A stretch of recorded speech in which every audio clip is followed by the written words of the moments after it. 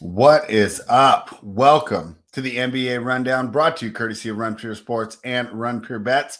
I'm your host, Astaire, joined today by JSU, who's been doing pretty good here, making lineups, hanging out on the final countdown, and of course, giving out winning cores for Run Pure Sports. JSU, how have things been with you? It's been pretty good. Had a little bit of Jimmy, which was unfortunate last night. I don't know if you want to talk about the Jimmy Butler thing and get me going early, but had a bunch of Jimmy, which was unfortunate. But I at least had one lineup without Jimmy, so it was nice. Had a little sweat towards the end, but the Jokic 93 burger and some other things kind of screwed it up. But it was a good slate. Fun games to watch. 13 games is a big slate last night, and now we get 3 spread. So way to go, NBA. Way to spread it out for us. Yeah, I think I've said this before, but this was a TNT thing. And their idea was that, and I know guys like this too, right? My buddy's a Lakers fan. He'll just watch the Lakers no matter what, right? It could be the absolute worst matchup. They can be playing the Pistons, right? And the Bucks and the Bulls could be on TNT, and he'd still watch the Lakers. So TNT kind of pushed for this. And then, of course, Monday, right? So it felt like that all week. And I personally don't like them because when we come to recap, I feel like I just missed so much because I can only watch so many games, right? And I'm not I do run my model, I do run my stats, but it's fairly simple, and I rely a lot on just seeing these players play. So tough night for us, but we'll be able to get back and then, of course, do it all again tomorrow with an 11-game slate that AP is going to help Tyler and I navigate through. But did you have any general topics you wanted to discuss before we got in? I mean, were you here? We did Cam Reddish last week, right? So then the only trade is really Bryn Forbes. It's okay, regular season move, right? But have you been hearing some of these rumors? I think it's a good move for the Nuggets just from a guy to pair with Jokic. You want to talk about a guy? Bryn Forbes is a knockdown shooter. If anyone hasn't watched him play, that's a dude that helped Milwaukee a little bit last year, right? He had some spot big games for Milwaukee. He was a guy that Popovich loved. I was surprised he let him go in the first place, and then he brought him back. Just a knockdown shooter. The problem with Pop's team is there's so much young talent, and Pop probably realizing this right now. There's just not enough minutes to go around for a guy like Bryn Forbes. But someone like Denver, that's a team that could use a Bryn Forbes. Put that guy especially in. If he doesn't play in the playoffs. They need regular season bodies. I mean, these guys they're limping through the schedule right now. But why can't Bryn Forbes play for that team in the playoffs? He can easily with Jokic. I mean, all the attention Jokic draws, he's going to get that man open threes. I'm just remembering Phoenix running them off the floor in game 1 of the finals and him not playing another minute after game 1. They're not going to play Phoenix, though, every time. So, you know what I mean? They're not going to play teams like that every time. Yeah. Not every team is going to be able to do it like they did. But, yeah, I mean, I thought it was a good pickup for them for sure.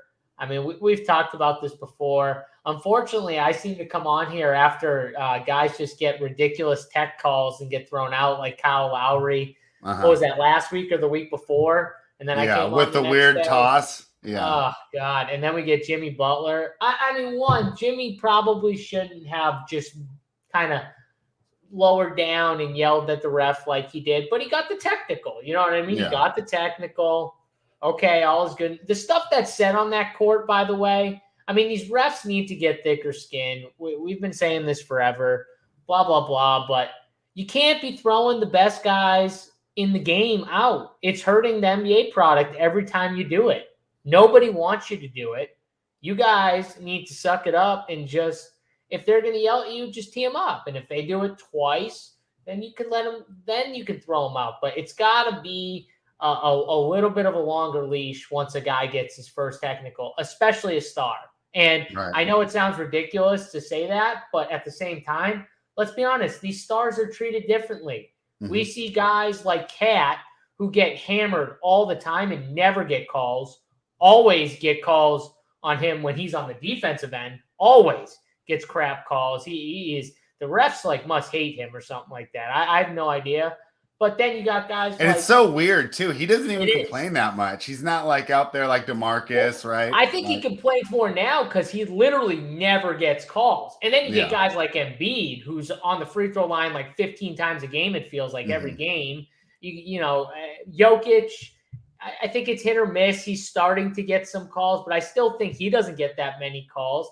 And then you got the main stars that get the calls. You know what I mean? And I think Jimmy's one of those guys who I think Jimmy gets a good amount of calls like throughout the year. He gets to the free throw line a good bit. He gets his, but he was pissed that call. I think it was he was mad that ref who clearly saw the foul, like he was literally staring right at it, didn't blow the whistle. It was someone else, and that's what he was pissed about. Yeah, I mean, we've talked about it before, though. I think these players do a little bit out of hand. My buddy, same guy, right? The guy that only watched the Lakers game. He actually sent me a great idea last night. They need like maybe an incremental system before the first technical to like kind of let you know, like in soccer, right? Maybe just a yellow card, right? Doesn't have any effect on the game. Just lets Jimmy know, like, okay, buddy, like you're kind of annoying me. Then a red card, right? To maybe tamper down because they do overact, right? But then it's like all or nothing, right? Because you got to go to technical, and then the second one, it's gone. And we've talked about it in both sports, NFL as well. These guys are putting it all out there. When you're running around, it's easy for us to sit there and say you shouldn't get mad. When your adrenaline's flowing, you know, your heart's pumping, you're going to get these sort of emotional responses. So I agree with you. Maybe the NBA can also come up with like an incremental system. We kind of let these players know, like, hey, you know, you're getting a little close, tone it down, let everybody know. Like just a yellow card doesn't do anything. Just, hey, Jimmy, right? It's a little too much there. So, I mean, I think throwing people out, honestly, shouldn't happen. Like, there should be more. Yeah. Throwing someone out should be the complete last resort. It should be like, you know, Ron Artest goes in the stands and starts, you know, throwing haymakers. Okay, he should leave. You know what I mean? But nowadays we're getting just, if you do it one more time, you're out after, you know, you throw a ball at a ref's leg or you talked some way and the ref didn't like it. I mean, if they even look at a ref the wrong way, sometimes they're getting the text. So I don't know. There's got to be a better way to do it, but they shouldn't just be throwing people out. Like they, you know, maybe it's something too where it's just a real harsh penalty. Like maybe the team gets 3 shots and the ball. Like maybe they get 3 free throws. I'd be fine with that spread if it's like a super egregious play and just make it something else. But I don't know. I don't get why we're throwing stars out. Yeah. Hey, you know, Jonathan Nelson brings up something interesting. So, of course, this is the talk of Twitter because the Lakers are the NBA's glamour franchise. And Jonathan Nelson is a Lakers fan as well. He says over under 1.5 games before Vogel is fired. And answer that. But also, I got to talk to you about Westbrook sat on the bench last night. This is the first time I don't think he closed a game, right, where he wasn't hurt. Coach's decision. And, you know, the coach stuck to it. He didn't, there was no camouflage. You didn't say, he was hurt or, you know, I didn't like the matchup. He said, I went with the guys that I thought would help us win. What were your take on that? My take is that Frank Vogel must understand that LeBron and Russ just don't work well together. They were a horrible pairing to begin with. And Frank Vogel even probably knew that coming in and just said, maybe somehow we can make this work. Right. Starting to realize it's not working very well. And I know people are going to say, give it some time. Yeah, I'm just telling you right now, when the ball is in Russ's hands, it's less time in LeBron's hands, and it's going to hurt the team overall. Because if you watch LeBron James in that first half, you're like, holy shit, this dude still got it. Like, I mean, he did fade a little in the second half, but my God, he was still really good in that game, in my opinion. Like I said, he faded for sure in that third quarter, big time. But I still think that it's just Frank Vogel knowing and saying like, hey, listen, we had a shot to win the game. I thought I was trying to win the game, and that's who I went with. The interesting question, though, back to his question, which is over under 1.5 games before Vogel is fired. Vogel doesn't coach the team, guys. LeBron James is the coach. He's the coach. He's the GM. He's the star. Like, superstar. He's everything to the team. So don't get it twisted and be like, oh, yeah, Frank Vogel doesn't coach that team. LeBron James coaches the team. Frank Vogel is like the guy who just stands there and acts like the coach yells at the ref for the players, will challenge a play. Maybe he'll draw a play up every now and then, but let's be honest, LeBron James is the coach.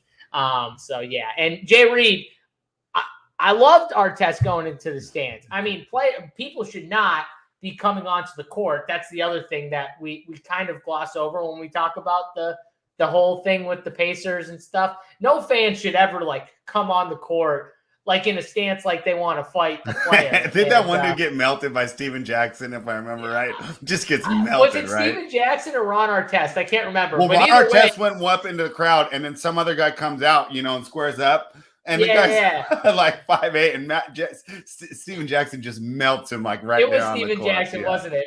Either way, he dropped him too. He got him good. It was great. So yeah, I loved seeing it, but at the same time, I'm just saying that is something where I could understand you saying, okay, dude, you can't play the rest of the game. You gotta go in the back, for whatever. But yeah.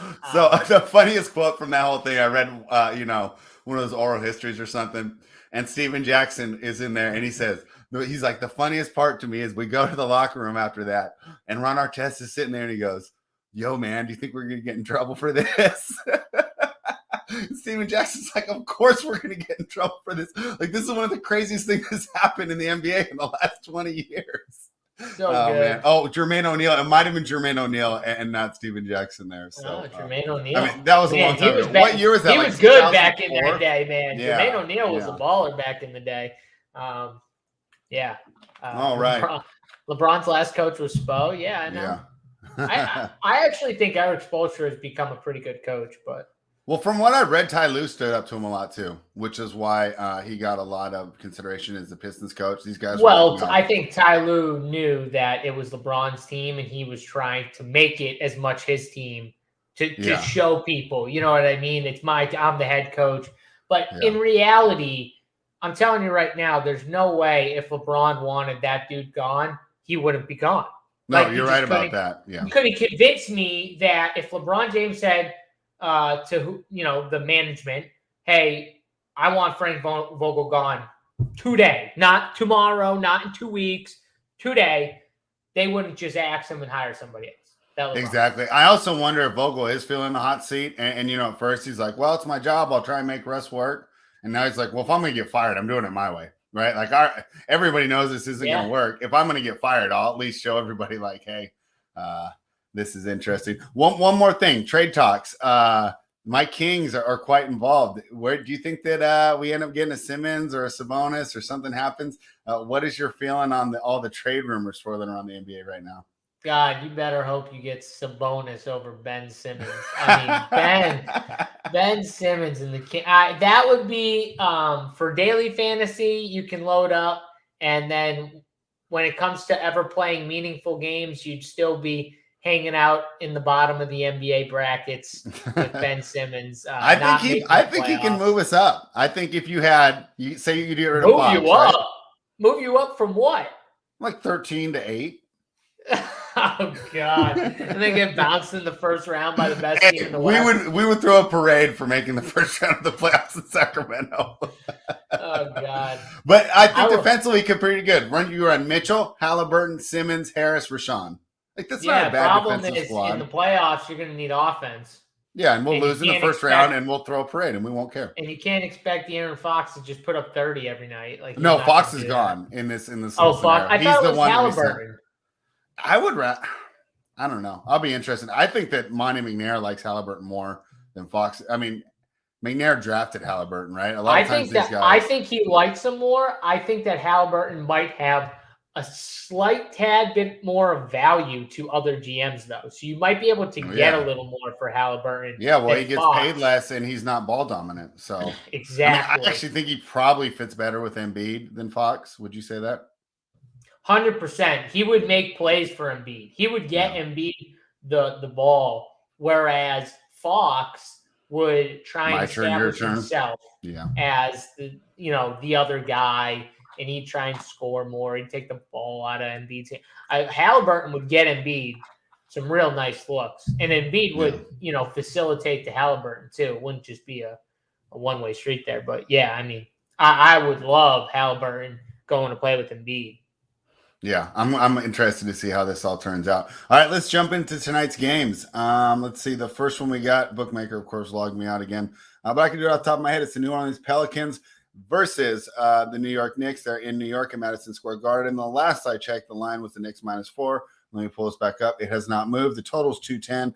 Pelicans are plus 155 on the money line. I can't take the Pelicans on the road, though, JSU. This opened at 2.5. The market moved it to 4. That was the correct move. 2.5 was a steal. I think 4 is the correct number. Still a little bit value on the Knicks because usually 1.5 points isn't going to like move me off a side. It just makes me like it a little bit less, or maybe not play it right. But I'm not just going to slip to the Pelicans, especially. I mean, 3 is a key number to the extent there's more than one possession.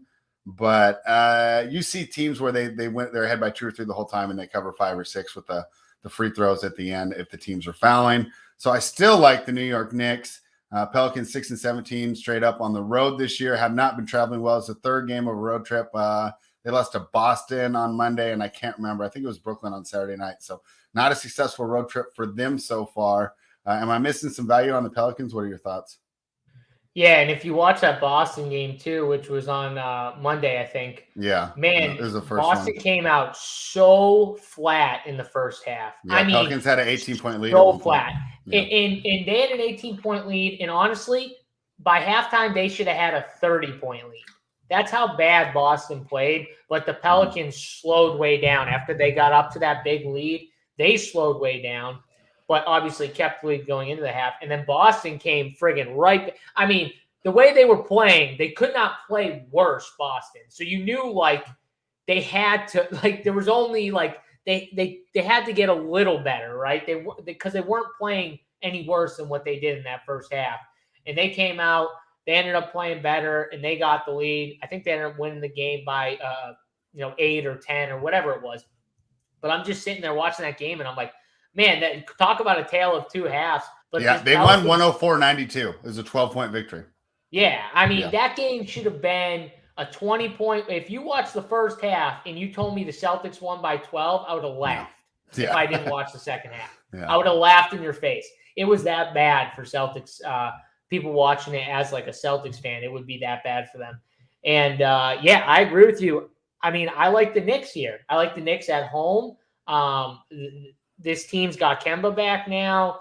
RJ's been playing a little better. Julius Randle's had a good couple games stretch. I mean, I don't like this Pelicans team, like you said, on the road. I think the Knicks are the way I'm going in this spot. Yeah. Let's take a look at the lineup, right? Normally I would say, hey, let's just scratch this game off, right? Maybe 1 or 2 guys, 3-game slate. We can't do this. How are you approaching this game from a DFS perspective? Yeah, we can't do it. We can't scratch it off. And real quick before I don't forget. So there was one. So Evan Fournier has been firing up shots. 17 shots last game, 10 threes. He's had in his last 5 games 18, 13, 18, 6, and 27 points, real points. And his line is 15.5. I just spread. The problem with this team is I don't see where else they kind of generate offense. They need, because Randle is like, to me, a one-trick pony that tries to be an outside shooter, and it's just not going to work like all throughout the year. So Randle is someone who I think is hit or miss from a scoring standpoint, but he does enough in other categories to be fine for fantasy. But when it comes to where is scoring coming from, where are points coming from, I think Evan Fournier and Kemba and RJ are like the 3 guys that they kind of need, as crazy as that sounds. And it's not even Randle. Evan Fournier from the outside, Kemba getting into the lane, and then either shooting those mid-rangers or kicking it for open jump shots. And this Pelicans team is, in my opinion, very undisciplined. And I could see a spot where Evan Fournier shoots another double-digit shots. And 15.5 to me kind of seems low for a guy who's went over that 3 of his last 5 games as a prop. So I do kind of like that here. I was looking at what his 3 numbers were, because that was the other thing. So he's minus 145 to go 2.5 on the over for threes. Wow. minus 145 on DK Sportsbook. So, I mean, I think he's going to shoot a bunch of threes here, double-digit threes in 3 of his last 5 games. The guy's been chucking. In the other 2 games, he took 9. So, no matter what, I think he's taking close to that number, and it's probably going to be double-digit shots for sure for him. So, I love it here. I think Evan Fournier is a good play and a good bet here for points prop. Cool. Yeah, he's at 5,500. I like to make a little lineup while we're going along. Anyone else I should be looking at here? I'm kind of scrolling through. BI, Brandon Ingram, 8K, Julius Randle, 9,100. Not our favorite spend up, but on a 3-game slate, right? We definitely have to consider it. I think Kemba is the other guy. 6,100 at point guard. Yeah, 6,100 at point guard. The minutes weren't crazy, but first game back off the knee issue, I'm pretty sure that was giving him some trouble. Mm-hmm. He got 30 minutes in the first game back. So, I mean, that's pretty good. Took 13 shots, 8 threes. I mean, I kind of like Kemba here. Go right back to him. His 3 number, talked about over a 2.5. He took 8 threes last game. That's plus 135. Mm-hmm. I could see this. I could see this Knicks team rolling here, and I kind of like these perimeter guys more, kind of. So I'm probably going to load up on like Kemba in this spot, maybe Fournier as well, but definitely Kemba at 6,100. All right, excellent. Let's jump into our next game.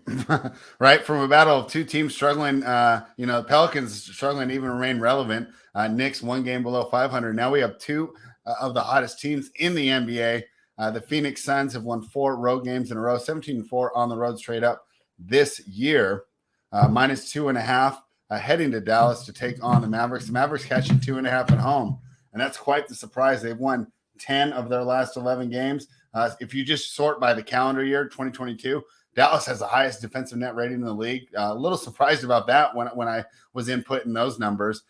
So good to Jason Kidd for actually doing something there. And hey, I mean, if you told me that Jason Kidd would be doing a better coaching job than Rick Carlisle at this point, I'm not high on Carlisle, but I would have been surprised. So let's go ahead and give Kidd some credit when we all kind of ran down that higher in the offseason. He seems to be doing something right here.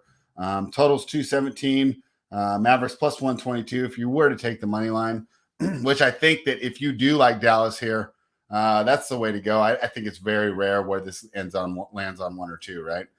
So I will go ahead and do that if I'm liking Dallas. But unfortunately, man, I don't see how you get in front of Phoenix right now.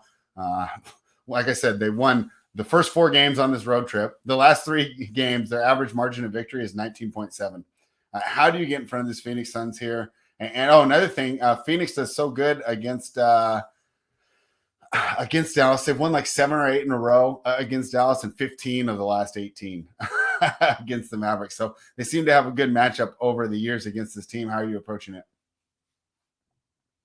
Yeah, honestly, I'm not used to getting the Suns at like this low of a number. I feel like normally when we're on these shows, I feel like we're always looking at the Suns and it's like they're minus 7.5, minus 9.5, 12.5. Like, this is interesting spot here. Dallas has been on a win streak.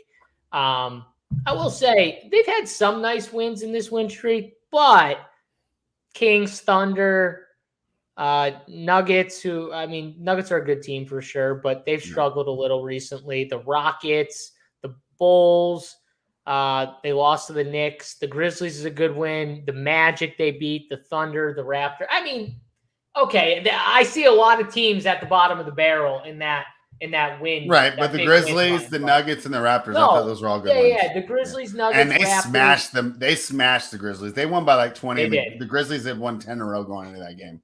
Yeah. No, they do have good wins. I'm just saying, like, there's a lot of shit teams in that mix as well. So I don't want to go too overboard. And I think I'm gonna stick with the Suns here. I think the Suns, I know it's an away game for them, but I'm going to take the Suns here at minus 2.5 to beat the Dallas Mavericks, and Mavericks coming off a back-to-back. Luka coming off the monster game. I'm going to go for the Phoenix side here for me personally. I think that's where I'm playing my sword on this slate. Yeah, I mean, if you look at the reason that Phoenix has had success in them against the past, it makes sense, right? They have different ways to give Luka looks, right? If they want to harass him full court, right? They can even put CP on him, right?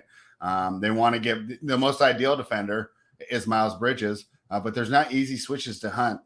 Jay Crowder can do a very good job against him. Obviously, is going to have a little problems on the perimeter, but this team knows when to double, and they know when the switch is bad for Phoenix, right? So they know, okay, we did allow this switch, but we're getting ready to double as soon as possible, right? We're not just going to let, Luka work against DeAndre Ayton or Jalen Smith or, whatever the situation is. So I think it's a really tough matchup because they can give different quality defensive looks to Luka. And as we know, he is that offense in the fourth quarter, right? Obviously, the other guys chip in. But when it comes down to beating this team, you're going to have to stop Luka in the fourth. And I do believe Phoenix has the tools to do that. From a DK perspective, go ahead. Look at the minutes, too, for Luka. They're starting to ramp him back up. 39 and 42 minutes the last two games. So he played 42 minutes last night against Toronto. I mean, on a back-to-back, playing that type of run. After really, I thought they were kind of taking it easy on him from a minutes perspective just a little bit. But it looks like they're ready to roll him out there. Big run. Will they do that here on a back-to-back after 42 minutes? I mean, probably because it's against Phoenix, right? And they're going to need him. But that's still a little of a concern to me on a back-to-back. Yeah, definitely going to be a concern there. How are we approaching this, right? I mean, Luka, right? We just said all the reasons why I think he's going to have a tough night, but there's not a lot of other, wonderful spend-up options, right? It's not like we have like Giannis and Jokic and Embiid and all the guys that we like to go to. Luka's here 10-4 tonight. Devin Booker's 8-3. Robert in the chat, hey, he's got a new name. He says the Mavs are great versus shooting guards. He's not going to play Devin Booker tonight. So a lot of these spend-ups, right, we can talk against. How are you approaching this game? Yeah, so this is the game that, from a DFS perspective, I don't think I'm going to play much of, maybe outside of some value. Phoenix still down Ayton, so I could get some center value from like Bismack or McGee, who I think split center minutes here.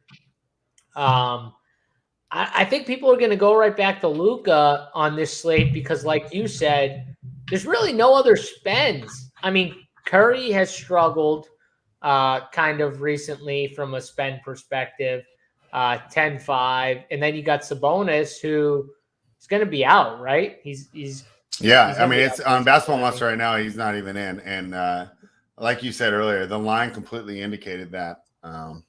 Yeah, I mean, at 11.5, that's a lot even for a Pacers team that I hate betting on.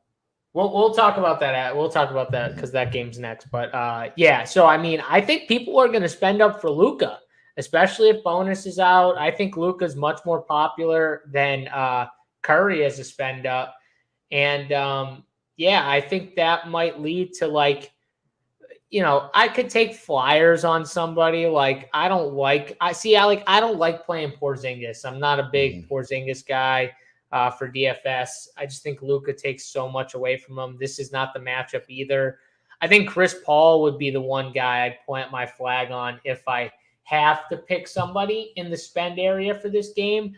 I'll go Chris Paul. People might see the Devin Booker 70 burger and go right to him over Paul. So I'll take Paul here in this spot. Close enough spread. I think this is a good spot where you could take Paul on a 3-game slate, obviously. But this isn't a game I'm loading up on. I don't think this is the game that I load up on for DFS. I think I like the Knicks Pelicans game a little bit more. And I might like the Golden State Pacers game. Just, I know people try and stay away from the blowout games. And you're going to get bad runouts sometimes where the game does blow out. But we see crap happen all the time. I mean, we're talking about this Dallas team beat up on Memphis, who's looked like one of the best teams in the NBA recently. I mean, by double digits. Right.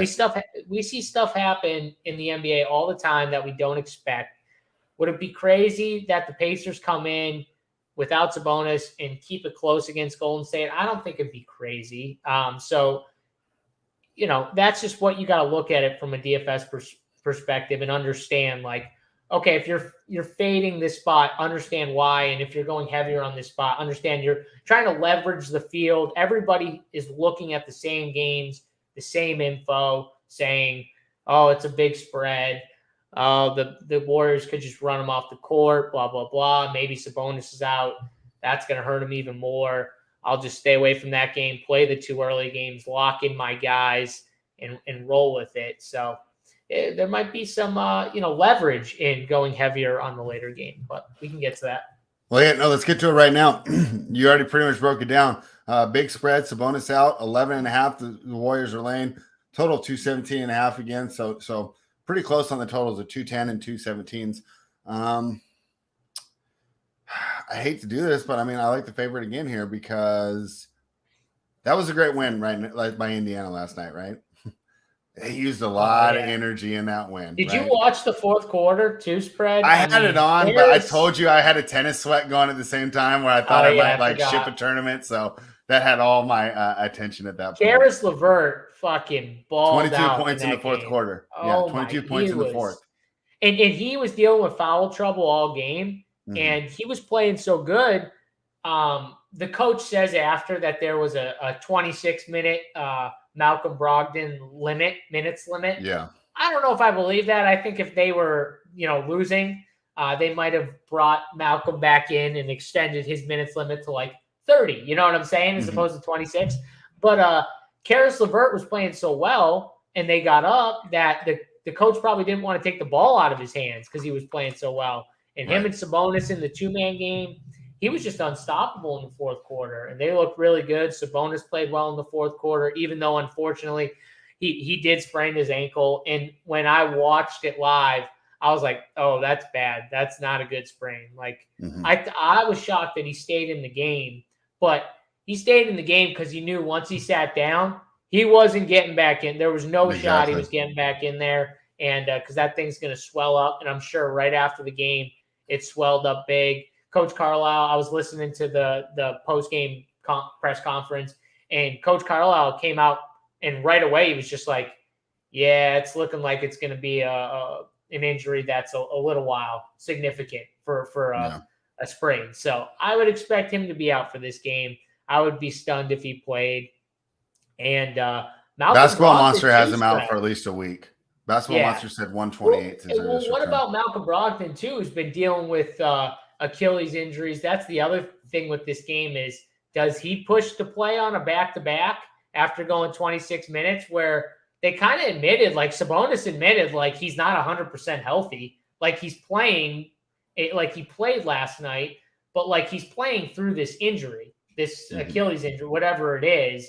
It sounded like to me when they talked about it that he wasn't like fully healed from it. He's just trying to push through it a little bit because he wants to be out there with the team.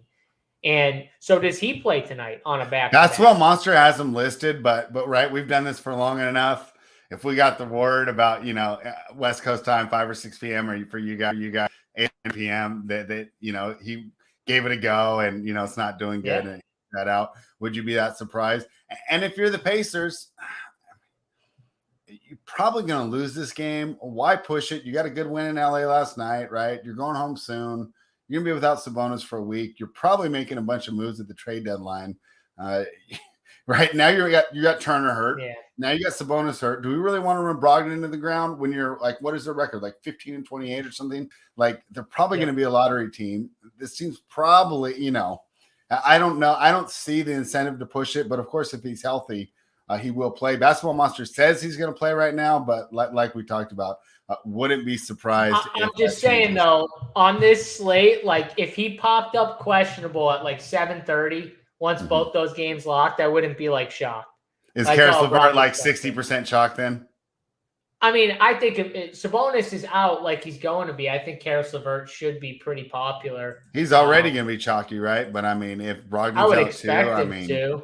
He's 7'9". Spread, but the problem is, I don't think like Malcolm Brogdon right now is considered to be in, right? So I don't think people are even thinking about it. And with this type of NBA, we could get the notification at like 9:30, like right before they're about to play, pretty much. Like, hey, so I would be, I I would be a little careful with him. They said he was on a minutes limit. I don't believe that either. But at the same time, he is playing on a back-to-back with a definite not 100% injury that he sustained and was in and then out, then back in, and then he left for a few games again, and then he came back yesterday to play. And like I said, Sabonis even said it in his post-game conference where he was like, Malcolm's playing through injury, and we love him, and we're glad to have him back, but he's definitely pushing through it. So, that's what they're dealing with. So don't be shocked. Also, Goga got run off the floor, so I'll be interested to see who they start at center because they got no Turner. Sabonis is most likely out, so you would expect Goga to jump right in. But against the Lakers last night, Goga played like the first Sabonis, to the bench minutes, and then never came back in. They played Isaiah Jackson for the rest of his minutes, for the rest of Sabonis being out minutes from the floor. So I thought that was kind of interesting. I think it was because the Lakers played small a lot, and they took Dwight Howard out when Goga came in. So when Sabonis left, they took Dwight Howard out and brought in the smaller lineup with like Stanley Johnson. And Goga picked up 2 fouls in the span of like 5 or 6 minutes before Sabonis came back in. And that probably pissed off the coach. And so they brought in the athletic Jackson kid. And who knows, maybe against Golden State, you might need with Curry and Clay and those wings. If they get Goga switched out on him, Curry's going to dance with that guy switched out on him. So right, that'll be interesting to see how they go about guarding the Warriors. And I think the starting lineup will be really telling. Maybe Goga's out there only for the Looney minutes, and they play really small for the other minutes, like friggin' O'Shea Brissett. Or maybe they run the Jackson kid out for a decent run. This is something to think about. Yeah, interesting to see how you're going to approach that. Anyone from the Indiana side? I mean, obviously, I'm sorry, we were on the Indiana side. On the Golden State side that you're looking at, interesting way to approach it. I mean, if you assume there's going to be a blowout, like, would you be interested in a guy like Kuminga at 4,300? I mean, I think you have to be interested in him no matter what. He's 4,300. He's probably going to start again. Remember, they're down Draymond, no Otto Porter. Otto Porter played last game. He still started. So I would be actually kind of shocked if he wasn't in the starting lineup. They will have Iggy back for this game. But, yeah, I mean, I think you got to look to some of the younger guys like Kuminga. And Clay's going to get his 2 to 24 minutes, like even if it's a blowout. And he's still I think he's cheap enough on DraftKings where you could play Clay on the 3-game slate.